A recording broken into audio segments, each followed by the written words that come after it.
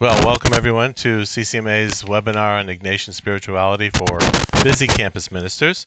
We're pleased to have with us today Tom Sheibley. Tom has worked for over 25 years in Ignatian ministry programs for young people. He currently serves as Director of Campus Ministry at St. Joseph's University, where he also teaches in the Department of Theology and Religious Studies. He previously worked at Xavier University as both a campus minister and Associate Director for Peace and Justice Programs. And for several years, he facilitated youth and young adult programs at a Jesuit retreat center near Cincinnati. Additionally, Tom served for 5 years as Director of Campus Ministry Leadership Institute, the training conference sponsored by the United States Conference of Catholic Bishops. And he directed the coordinating team for the National Campus Ministry Conference for the Association of Catholic Colleges and Universities, and has served multiple times as a presenter and leadership team member for the Frank J. Lewis Institute, a training program for new campus ministers. He's a husband, father of 3 children. Tom holds a bachelor's degree from Miami University and a master's degree in theology from Xavier University. Welcome, Tom. Hey, thank you, Deacon Frank, and thank you, Mike. Thanks, everybody, for being here as a part of this. I'm really glad to be here. Can everybody hear me okay? Or Deacon Frank, can we hear me okay? Are we good to go? You're sounding good. Yep, go ahead. Okay, great. Well, I think we should begin with prayer. Since today's webinar is on Ignatian spirituality, I'm going to draw our prayer from the words of St. Ignatius. These may be words that some of you are familiar with, perhaps from liturgical music, but if we could just use these words to allow us to offer this time that we have here together to our God. This is called the Suscipe, which is a Latin word that essentially means receive. So let's offer this time. Take, Lord, and receive my memory, my understanding, my entire will, all that I have and possess. You have given all to me, to you I return it. Dispose of it entirely according to your will. Give me your love and your grace. This is sufficient for me. Amen. So again, welcome everybody. Thanks, Deacon Frank, for that introduction. You know, it occurred to me this week as I was preparing for this that this thought had never crossed my mind before. I realized that I started in campus ministry before any of my current students were born. That's a sobering thought. Reality is, between campus ministry and youth retreats, I've been working for the last 28 years in Jesuit ministry with young people. And so in ways that are both implicit and explicit, I guess one constant in my life has been kind of a culture of Ignatian spirituality. So today I'm hoping to share with you not only a little bit about how this spiritual tradition from our church might benefit your own life of prayer as it has mine, but also how our students can grow in intimacy with God through principles that were taught by this man, Ignatius of Loyola, something that I have witnessed again and again over the years. So I want to begin with the story of a saint. And, you know, as you would probably be apt to guess here, we're talking about Ignatian spirituality. You think I'm going to talk first about Ignatius Loyola, and that would be a great guess. But it would be wrong. I will get to him in a few minutes, but I want to begin by talking about someone else. I want to talk about St. Anthony of Egypt. By the way, this St. Anthony, if you're familiar with praying to St. Anthony's when you lose stuff, help me find my lost keys, that sort of thing. This is not that St. Anthony. It's a different St. Anthony from our tradition. Anthony of Egypt lived during the 3rd and the 4th centuries and is often considered to be the father of Christian monasticism. Now, his story goes like this. One day when he was a young man, he was at Mass and he heard a gospel reading in which Jesus says, "If you wish to be perfect, sell all you have, give your money to the poor, and come follow me." Well, Anthony, he took this quite literally. He sold his possessions, moved away into the desert to live a life of solitude and prayer and penance. And he became an example of purity and complete devotion to God that really inspired many others, both men and women, to do the same, to live similar lives. And these folks became known in our tradition, as you may know, as the Desert Fathers and Mothers. And the writings of these saints have had a profound influence on the lives and the prayer of Christians through many centuries ever since. I know that when I was in college and I first read Henri Nouwen's The Way of the Heart, which some of you might be familiar with, I found myself very inspired by this spirituality of the desert monks, which Nouwen shares through this book. Why I bring this up is that it's noteworthy to realize that the spirituality of the Desert Fathers and Mothers is rooted really in this idea that this world that we live in, the material things, the society that we're involved in, our relationships, bodily desires, concerns, ambitions, anything that are the things of this earth, are really all obstacles to encountering and knowing God. For them to live a perfectly spiritual life, it meant getting as far away from this world as possible. While most of us can probably relate in some way to this idea of the things of our lives kind of getting in the way, we don't find ourselves going quite to that extreme to get away from this world, but we might find ourselves reflecting a little bit of this spirituality in our own lives. Like if we ever go away on a retreat or sort of sit quietly in our room having a cup of tea, or we fast or make other bodily sacrifices to increase our awareness of God. But for the Desert Fathers and Mothers, and to a lesser degree, I suppose, the monastic tradition, the early monastic tradition that evolved from the example that they set, fleeing this world to seek God and salvation was really the ideal. And a motto that might be applied to this way of life would be something like finding God apart from all things. Finding God apart from all things. Right? So I share this about Anthony and the desert monks in order to show a contrast, something that has been a very rich part of our Christian spirituality, but a contrast to Ignatian spirituality that I'm here to talk about today.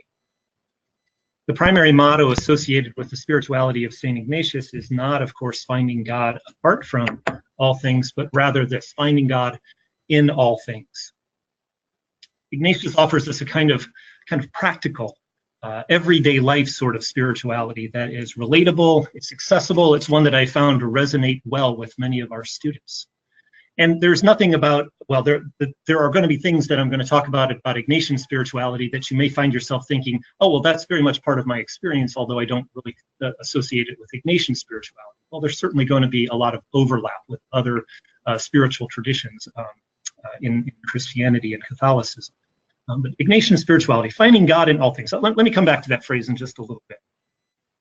In order to take a little deeper look at what that means, let's talk now a little bit about this man, Ignatius, who he was.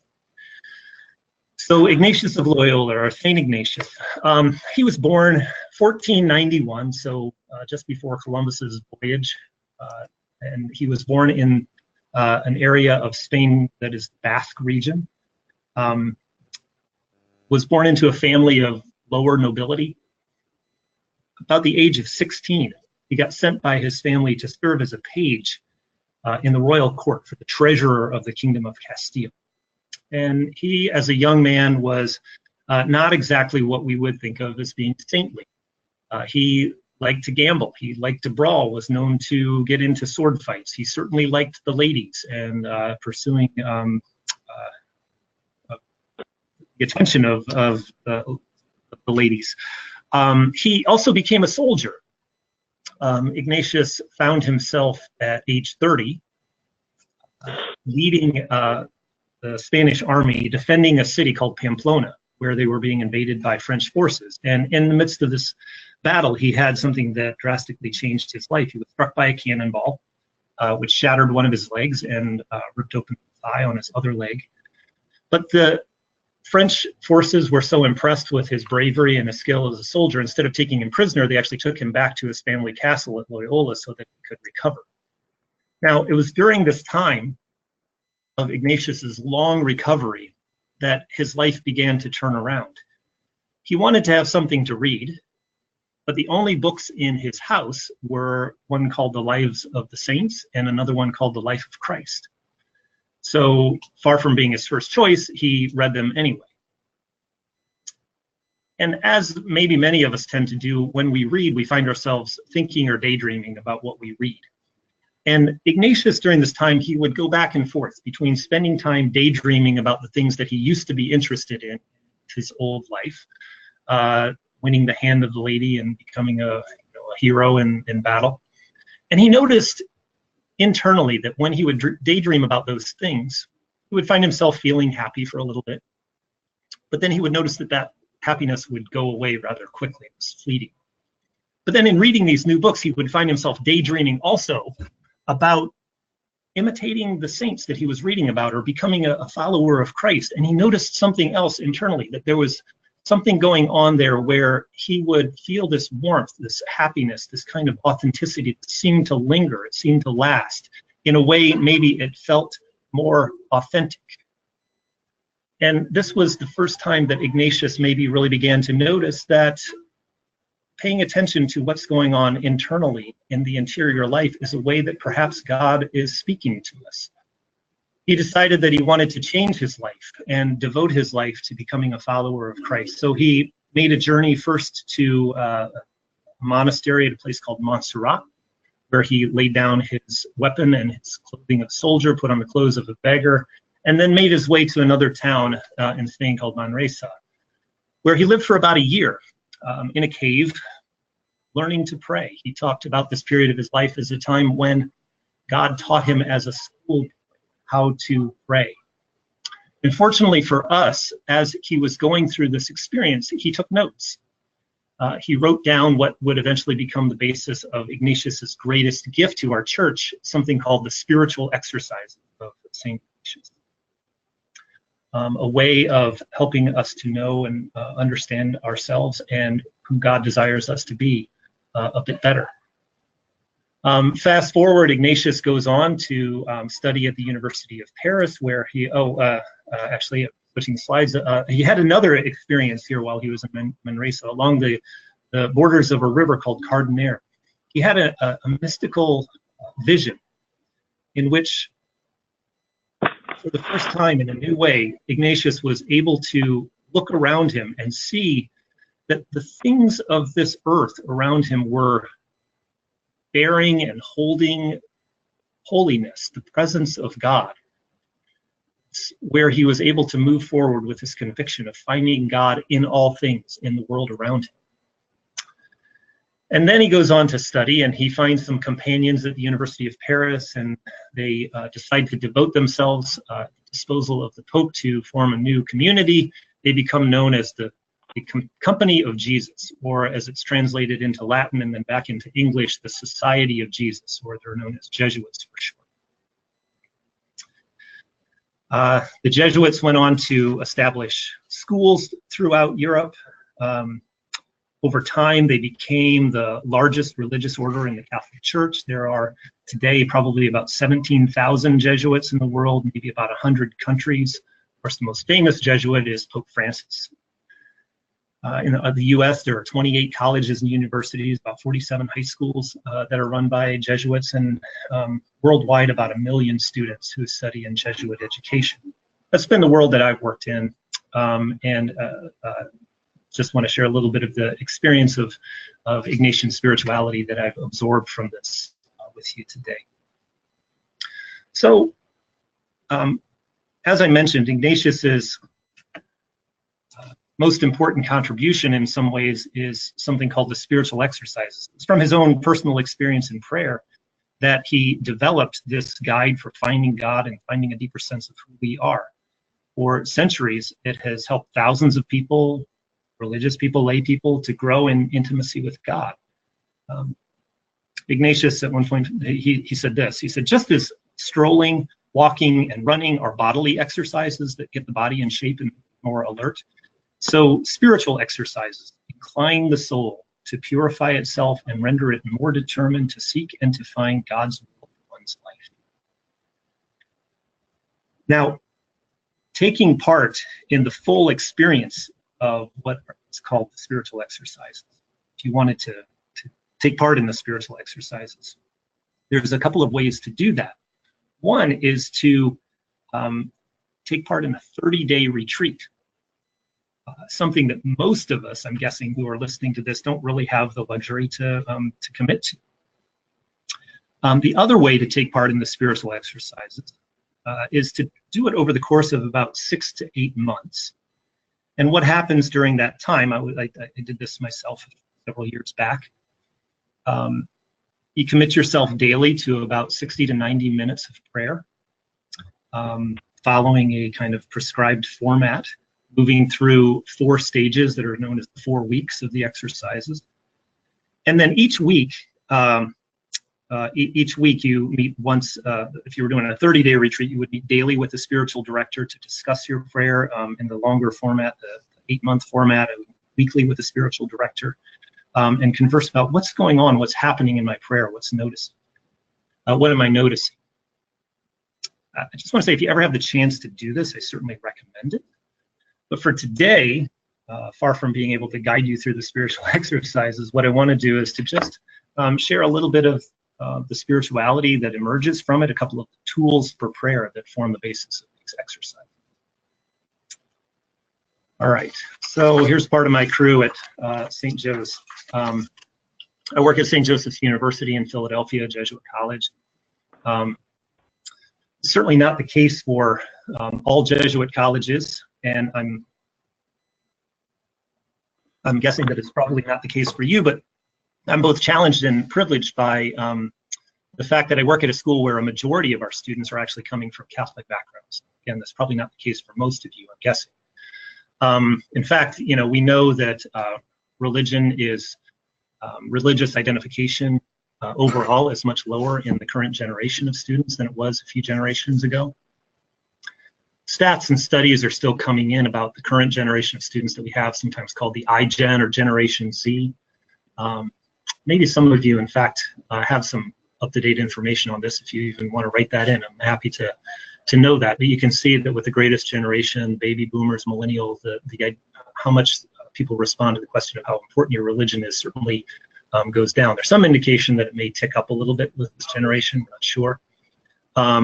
But what we do know is that when it comes to the question of spirituality, the millennial generation, generally who are considered to be just moved on from the college experience now, they're just out of college. Over 70% of millennials say that they are more spiritual than religious. And I know that while the language may be different, there's a great deal of interest in hunger in spirituality. Our freshman class here at St. Joe's, and again, this might be different than your experience, indicated at their freshman orientation consistently over a couple of years now, almost 9 out of 10 of them say that they want to grow spiritually while they're in college. And again, while spirituality might mean a lot of different things to different people, I just want to presume that there's a couple of significant questions attached to this word. One of those questions is, what is my purpose in life? What more is there than just this? And maybe how can I know God? How can I know what God asks of me?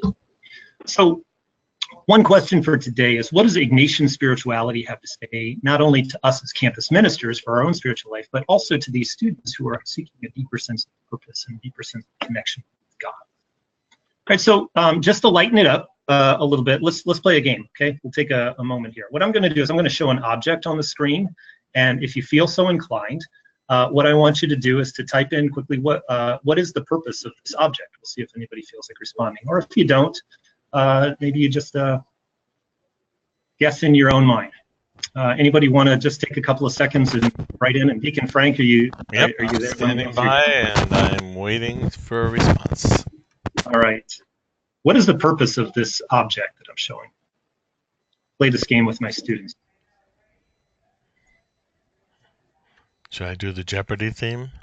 Yeah, let's do it. A veggie cleaner, says Hunter. Veggie cleaner, good guess. What else? Oh dear, says Michael.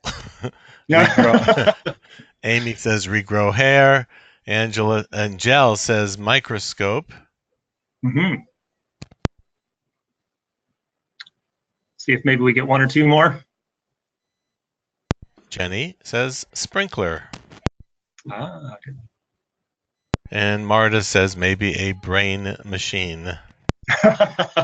Brain machine. Well, there's a couple of close guesses there. The purpose of this object, this is an antique hairdressing tool. Or an Joanne just said hair dryer. Joanne just said hair dryer. So okay. Right. So the brain tool, I guess, was a good guess. It's something that, and I don't know what era it's from, but with a new hairdo, it would be put over, I guess, to kind of dry and set the hairdo, right? Setting up a new do. It could be used for other things. It could probably be a percussion instrument. It could probably be, maybe with the turn it over and throw some water through it. It could be a sprinkler, right? But what was it made for? I think if this object could think, if it could feel, that it would be happiest sitting on a person's head. Why? Because that's what it was made for. That's the reason it exists. And I like to ask my students, what's the purpose of a human being? For what reason do we exist? I would not be happiest sitting on someone's head. That's not what I was made for.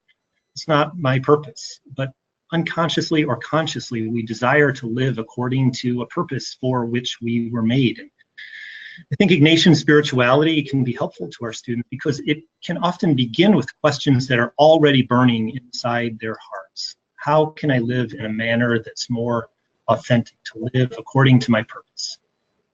So as we've heard from his story, Ignatius experienced this in his own life. After he was injured in battle, he went through this deep questioning process, reconsidering what to do with his life and how to be more authentic, live a life of integrity. And later on, while he's composing what eventually becomes his spiritual exercise, Ignatius wrote something that's called the first principle and foundation. It's kind of a statement that Ignatius made as sort of a starting point or basic understanding of our life as humans, a statement of what is important. So what is our purpose according to Ignatius in his first principle and foundation? Starting, Ignatius says this: the goal of our life is to live with God forever. God who loves us gave us life, and our own responsive love allows God's life to flow into us without limit. So in other words, Ignatius shows us that the real purpose of our lives is to be in a relationship with the God who made us, receiving the love that he wants to share with us and responding in love. That's what we're made for. But here's the thing, far from the desert spirituality that teaches us to flee the world in order to find God, Ignatius says this: all the things of this world are gifts of God, presented to us so that we can know God more easily and make a return of love more readily. All the things of this world are gifts of God. In other words, rather than being obstacles to God, the stuff of our world, our relationships, nature, personal encounters, our challenges, our successes and failures, material things of this world, all of these are vessels through which God can speak to us and help us to grow. So hence the main catchphrase of Ignatian spirituality, finding God in all things. So the only problem, and Ignatius was keenly aware of this, is that our tendency is not to want to find God in all things, but to find God in some things, or even worse, to make some things our God, right? So Ignatius goes on in the first principle to say this. He says, but if any of these gifts become the center of our lives, they displace God and so hinder our growth toward our goal. And what's our goal? Relationship with God. So it's everything in the world are ways in which God can speak to us. But if we make any of those things the center of our lives, then we're missing the point. We're not focused on what the purpose of our life is. Silly analogy that I use sometimes with my students, if just bear with me. Imagine that there's a young couple that are getting married, and on their wedding night at their wedding reception, the groom is looking at his bride in this beautiful wedding dress. And he's just thinking to himself, he's caught up in ecstasy, thinking, this is the most beautiful thing that I've ever seen. My wife in this wedding dress, it's amazing. So much so to the point that the next morning he wakes up and he finds himself staring at the dress, and then picks up the dress and begins dancing with it to try to relive what he was experiencing the night before. Dancing with the dress. It's a ridiculous image, but I think it's sometimes what we find ourselves doing in our lives. God can use anything to speak to us, and can speak to us through anything, but the things of this world are the dresses that God wears. And the point is not to dance with the dress, it's to be with the one who wears the dress, to be with the God who has the garments on through which we can find him in this world. So Ignatius reminds us in his first principle that in everyday life, we hold these things in balance. We should not fix our desires on one thing or another, on health or sickness, on wealth or poverty, on success or failure, on a long life or a short one. Everything has the potential of calling forth in us a deeper response to our life in God. Everything has the potential of calling forth in us a deeper response to our life in God. So our task, our spiritual task, is to be free from what Ignatius referred to as disordered affections, those things that we think we must have. Ignatius refers to this state as indifference, but I think a more positive way to say it is spiritual freedom. Spiritual freedom. This means to be able to choose what comes from God and that toward which God calls us, and to let go of the things that keep us from God. Spiritual freedom allows us to hear a call to wholeness, to authenticity, and to love.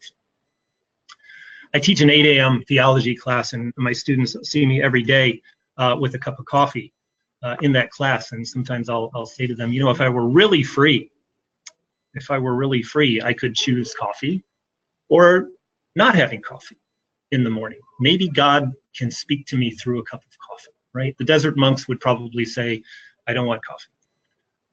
God speaks to me through coffee. Trust me, I'm guessing some of you are nodding your heads. God speaks to you through coffee too, right? But spiritual freedom would be to say, but maybe some days not having coffee is the way God speaks. Right? Sometimes we become attached. We have disordered affections. And spiritual freedom is what we seek, allowing God to speak to us through whatever it is that may be the ways that he chooses to speak to us in our life, calling us toward wholeness and toward love. So since we've got this picture on the screen, I just want to pause here, take a little coffee break, if you will. See if there's any questions at this point. Okay, so if you have any questions, please feel free to either write them in the chat box. I'll happy to read them to Tom, or let me know you want me to open up your microphone, and I will do so.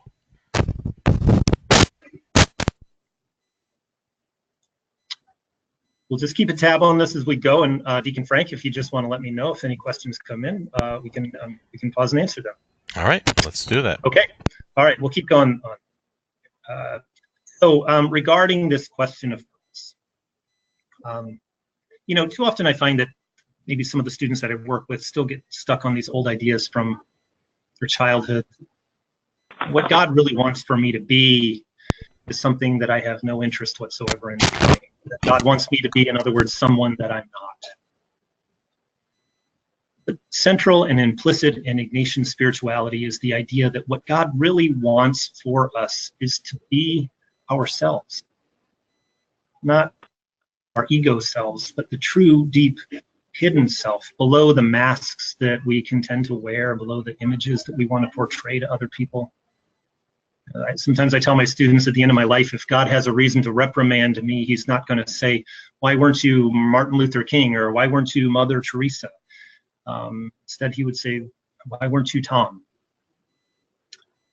I believe that when we allow ourselves to be the person that God created, we become real, we become authentic. That's all that God wants for us, is to be the person he created. Every night before they go to bed, I say a little blessing prayer over my kids. So I'll say to Joshua, I trace a cross on his forehead, and I say, God bless Joshua. Help him to always know he's loved, and help him to be the best Joshua that he can be. Every once in a while, I'll remind him. The reason I say that is because I don't want him to be Grace, like his older sister. I don't want him to be Rachel, his older sister. I just want him to be Joshua, but to be the best Joshua. E. Cummings, the poet, who said, "To be nobody but yourself in a world which is doing its best night and day to make you everybody else means to fight the hardest battle which any human being can fight." So operating out of this perspective that God creates each of us uniquely, that God wants us to be more truly the one we were created to become, a key element then in Ignatian spirituality is personal reflection. Uncovering and discovering one's true self through self-reflection. Self-awareness is close to the heart of Ignatian prayer, what Ignatian prayer is. Rather than operating from this notion of God having like a plan for us out there somewhere that we need to conform ourselves to, Ignatian spirituality begins with the premise that the plan is in here, within us, in our makeup. We're more like organisms than like machines. We have gifts, we have even our deepest desires and motivations. Ignatius held this bold belief that rather than being a selfish kind of emotion, our deepest desires actually can lead us toward God. Ignatius assumes a really positive view of humanity. I mean, certainly we are flawed, we are sinful, but a positive view that our deepest desire below the surface is actually to return God's love. God made us, he wants for us to become more person we're created to become with greater integrity. So in the Ignatian world, teaching students to pray very often takes on the form of inviting students to reflect, become more aware of who they really are and aren't, how they're being or not, how they're acting in a loving manner or not. The most basic way that we invite students to do this is by learning a prayer technique called the Ignatian Examen, or more formally called the Examen of Consciousness. This is one of the couple of tools that for prayer that I want to share with you today. So if you're not familiar, what is the Examen? It's a really practical prayer in which we are able to meet God in our daily life experiences. It requires us to withdraw briefly from the world, but not like desert monks, to withdraw for about 15 or 20 minutes each day, to be quiet, to be alone, to bring ourselves to a mindset of reverence, gratitude, and review the events of our day. To speak to God as a friend about where we've sensed his presence, our failures and successes, how we can live with greater love and integrity tomorrow. So in the Examen, we're invited to pay attention to our feelings as well as our thoughts, because Ignatius believed that our emotions, peace, distress, joy, sorrow, these things could help to show us a path toward decisions that bring us closer to God and to our most authentic life. So what does the Examen look like? I try not to put too many words up here, but I'll read the words on the screen since you're probably doing that anyway. The Examen is a method of reviewing your day in the presence of God. Actually, an attitude more than a method. It's a time set aside for thankful reflection where God is in your everyday life. It has 5 steps, which most people take more or less in order, and it usually takes 15 to 20 minutes a day. Here's in a nutshell. If you want to practice the Examen tonight, this is what you'll do. Begin by just getting away in a quiet place, light a candle, some music, if instrumental music, if that helps you to pray, or maybe you just prefer silence. And ask for what you want. Ask God's Holy Spirit to guide you, to be able to look at the day through God's own eyes, and to gain a larger perspective. So you want to ask God for assistance in this process. And then Ignatius had this insight early on that it's important to begin with what some people might call the attitude of gratitude, right? I remember back when I was in college, and I was working one summer at a summer camp. Every night after the campers went to bed, our team would gather for a staff meeting. And the person who was our leader of the staff told us on the first night, he said, we're gonna do something here. Every night we're gonna get together, and before we start talking about any events of the day, we're gonna go around the circle and everybody has to name their day. What was the good thing that happened to you today? He said, because otherwise this can just sort of devolve into a complaint session where we just get really negative about all that the campers were doing and saying, and just goes nowhere. So we're going to start with gratitude. Well, Ignatius had this same insight 500 years ago.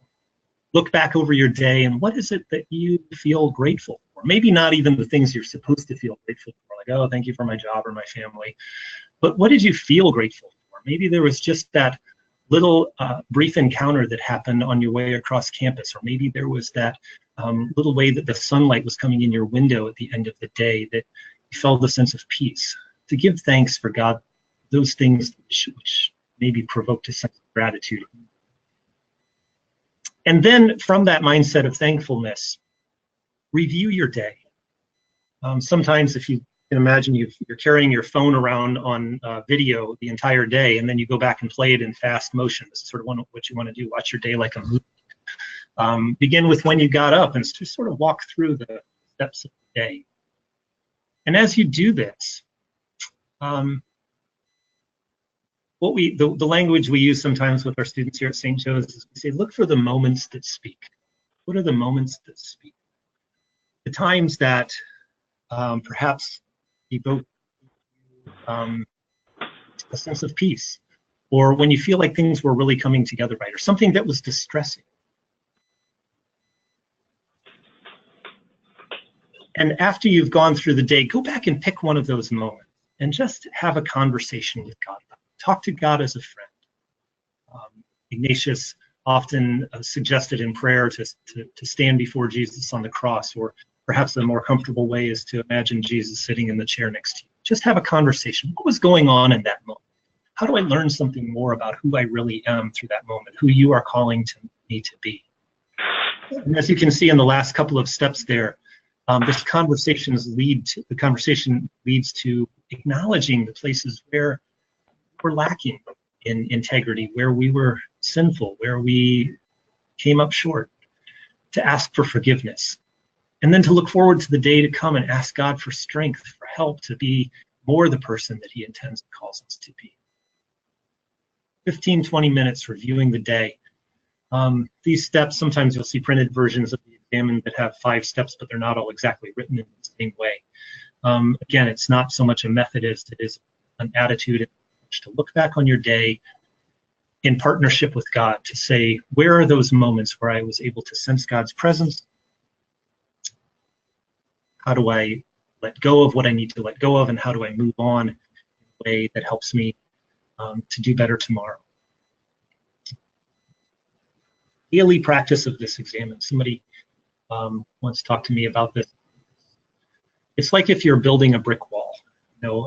One day is just one brick, but over time, if you do this day after day, as you know, with any form of daily prayer, you're constructing something that is your spiritual life. We invite our students on most of our major retreats, on most of our immersion programs, to end the day with a form of an Examen. We offer it once a week on campus here in our campus ministry center, just inviting student leaders who lead a kind of collective Examen. It's a way in which we can grow in our own sensitivity to the way that God is present in our lives. It's a tool that can help us to become conscious of how we are being authentic or not, and in doing so, it helps us to more deeply know our truest self. It can also help us in the process of making decisions, both in small ways and large ways. Because as people who are actively engaged in the world, not withdrawn from the world, we have to decide every day that which leads us toward God, toward love, toward greater authenticity, and to distinguish those things that lead us away from God. For our students, which major, which career? Should I stay with him or break up? For us, is it time to move on from campus ministry or to commit ourselves to a greater degree? This decision-making process in Ignatian spirituality is called discernment. Discernment, another key aspect of Ignatian spirituality. This is a little bit of a teaser, because to talk about discernment in a way that really does it justice would require a whole other webinar.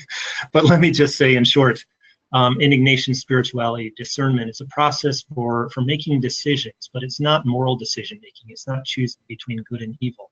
But when we have several possible courses of action, all of which are potentially good, I can recall one time I got a really rewarding thank you note from a student who had decided which graduate school she was going to go to, and she used the language of how the process of discernment really helped her to decide. It wasn't that one was bad and one was good, it was that one was right for her, it was one that was going to call forth from her greater gifts. Discernment. Our rational thoughts or feelings, prayer and conversation with others or a spiritual director, these are all tools which God can use to speak to us and guide us to decisions of greater integrity, greater love, and greater service through. But Ignatian spirituality also invites us to become what we call in this world contemplatives in action. So unlike other religious orders of his time, Ignatius, he didn't want his community to spend hours withdrawn in prayer every day. Rather, he recommended about an hour plus daily mass. He actually recommended to the people who were the early part of the Society of Jesus to do the Examen twice a day, once in the middle, once at the end. But an hour or so every day was the time to do formal prayer. The constant prayer of our life is to unite ourselves with God in the healing and the ongoing creation of the world in action. To do so in a way that's not directed by our own ego. We have to be constantly attentive to God's presence and God's action in the world, reflective upon our experience to discern this action of God. And then choosing to act in accordance with God's own dreams for this world. Contemplatives in action. So finally, I just want to talk to you a little bit about one other tool for prayer from Ignatian spirituality, and that's this notion of imaginative. Ignatius believed that God can speak through our own imagination. Through our imagination. By using our imagination, we can grow deeper in our relationship with God. One of the main ways that this is used in spiritual exercises is by inviting us into an imaginative reflection on the scenes from the Gospels. Okay, so maybe perhaps you're familiar with the practice of Lectio Divina, all right, in which you take a passage of Scripture and you slowly and prayerfully read through that passage, maybe 2 or 3 times. You notice words or phrases or images that strike you, and then you talk with God about them. It's a great way to pray with Scripture. But the Ignatian exercises invite us to take a little bit more time and maybe even go a little deeper. We're invited through our imaginations to place ourselves along with Jesus in scenes of the Gospels, or sometimes in the exercises, it's other scenes that Ignatius has sort of created, such as imagining the Trinity looking down upon creation. How imagine yourself being there, right? But largely the exercises are Scripture-based, and it's looking at a scene from the Gospel, walking with Jesus. And we place ourselves in the scene. We notice the details of the scene, again, through your imagination, the colors, the sounds. Is it hot? Is it cold? What does it smell like? As well as noticing the kind of intuitive feelings that we get from being there in that place. What's being said behind the words of the text? What do you notice when you put yourself imaginatively to these places? For me personally, I was taking part in the exercises a few years ago. I remember one of the things that was significant for me, I recall the assigned passage for that day that I was praying with was it was from Luke's Gospel, where Mary and Joseph go to Bethlehem, where Jesus will be born, leading us into Advent here a little bit, right? In my imagination, I meet the innkeeper. And the innkeeper was aware. It's almost like the imagination starts to take over. The innkeeper was aware that Mary was about to give birth, but rather than being this sort of heartless fellow who sent them out the door to the barn, I sensed that the innkeeper was actually concerned about the situation going on there. He felt that the option of having the couple come into this crowded inn where I saw, people sleeping in the hallways because it was so crowded, that was no place for childbirth to happen. So instead, he suggested a private, quiet spot out in the barn, stable, where this intimate experience of birth could happen with some greater dignity. In my imagination, I could feel the kindness of this innkeeper. I felt gratitude, the gratitude that the young couple had in response to his thoughtfulness, and I was able to sense the deeper holiness of the scene that was created by the way that God spoke through this human compassion. I felt warm, grateful, felt close to the Holy Family in this time of prayer. It's a sort of experience that moved my heart. Ignatian spirituality it's a spirituality of the heart.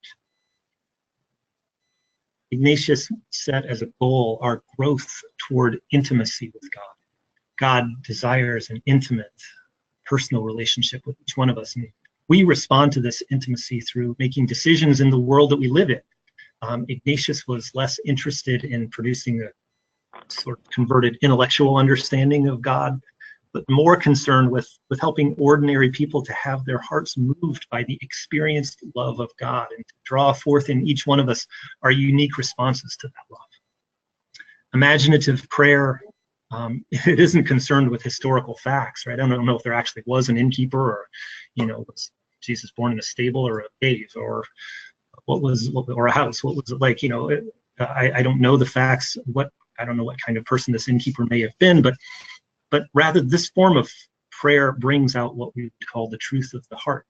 So we pay attention to our emotions that emerge through our imagination, especially any kind of desire, which is on this journey. Then we talk with him about these feelings and desires. Again, a conversation. Ignatius also encourages what he calls savoring the experience. Go back to this experience of imaginative prayer afterwards, maybe even multiple times, and cherish those feelings and insights that we gained. Just stay with him in that. The purpose of all Ignatian prayer is to evoke in us a desire from our hearts to know Jesus more deeply and to follow him more closely. And in this way, our lives reflect the motto of the Society of Jesus, which is ad majorem Dei gloriam, for the greater glory of God.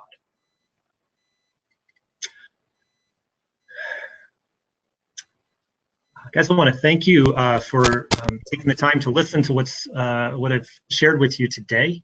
I'm happy to take any questions if there are any.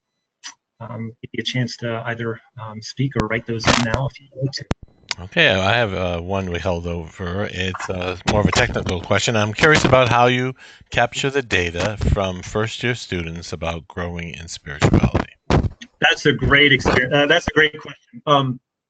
One of the benefits of working at a Catholic university, as opposed to maybe a Newman Center environment, is that we're part of the system here. So this is probably not an option for everybody.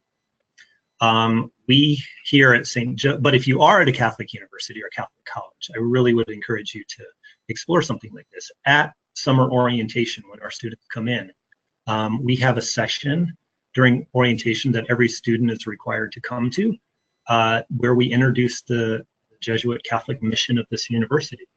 We change up a little bit every year, still trying to perfect what that is. But one thing that we do during that time is we have them fill out a short survey. They just go to a site on their phone and enter some information. Part of that is asking them what we list a few opportunities in campus ministry and ask them to check them off if they're interested, so that we can more personally follow up. Interested in freshman retreat or being a part of a small group, something like that. But then there are a couple of general questions. One is, my religion is important to me. Strongly agree, somewhat agree, strongly disagree, somewhat disagree.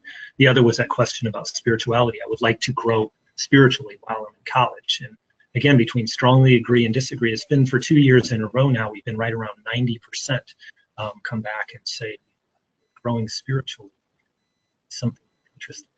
Again, everybody's environment is different. I think there's, as I said, a challenge and privilege to having this particular audience of students that I'm working with. But one thing that we've learned is, I think they're very believe me, they're not all showing up in the chapel on Sunday. It's not a,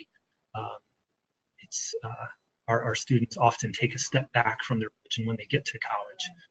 They're probably quite typical of the students who are graduating from our parishes and from our Catholic high schools. But consistent in them is this desire for spirituality or spiritual growth, whatever that might mean.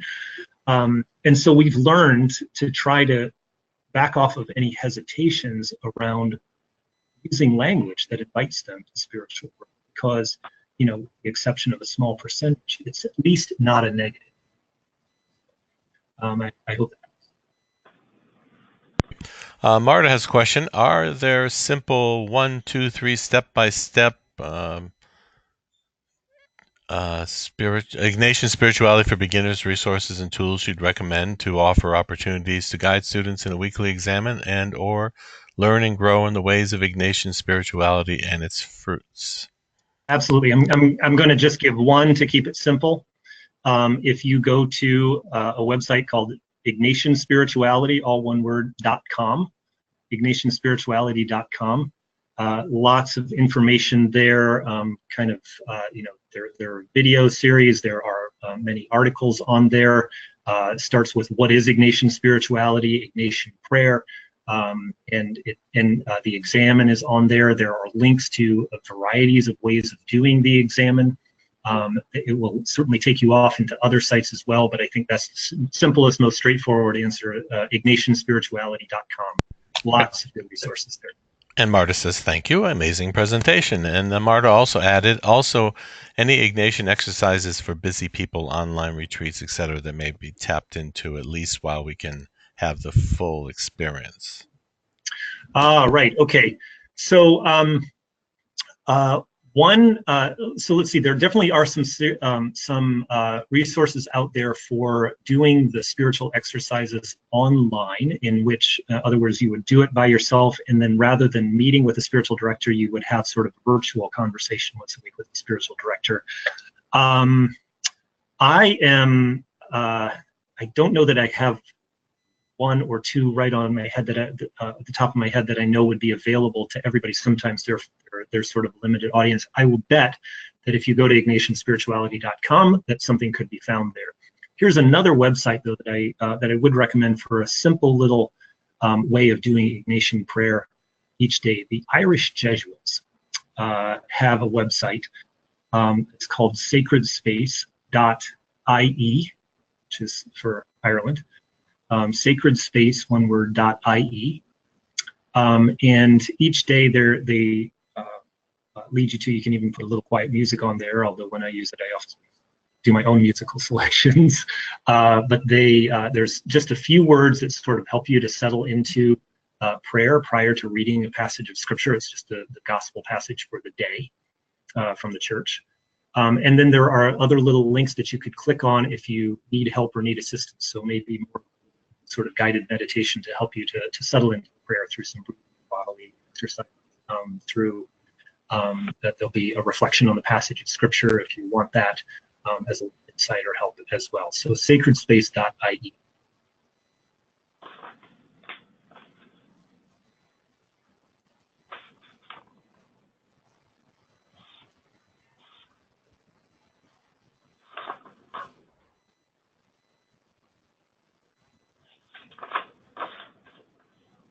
Okay, Angel says, I know that there is an app called Reimagining the Examen that gives different presentations of the Examen. Oh, yes. And I think if I'm thinking of the right one, I think that's a little bit of a newer one. I haven't really checked it out that much, but there's been a book that's been published recently as well that's the same sort of thing, where it's a variety of ways of using the Examen. So you know, the Examen particularly focused on your work, or the Examen particularly focused on your family, particularly focused on situations of life. You know, the traditional way of doing the Examen, of course, is looking back at the day that you just experienced. But you know, the same technique is a way of coming into the conversation with God about really any aspect of life. Great. Any other questions? you'd like to have me just open up your microphone, just let me know that. If not, feel free to write down your questioning. Christine says, reimagining the Ignatian Examen is by Mark Thibodeau, SJ, a fine resource. Thank you, Christine.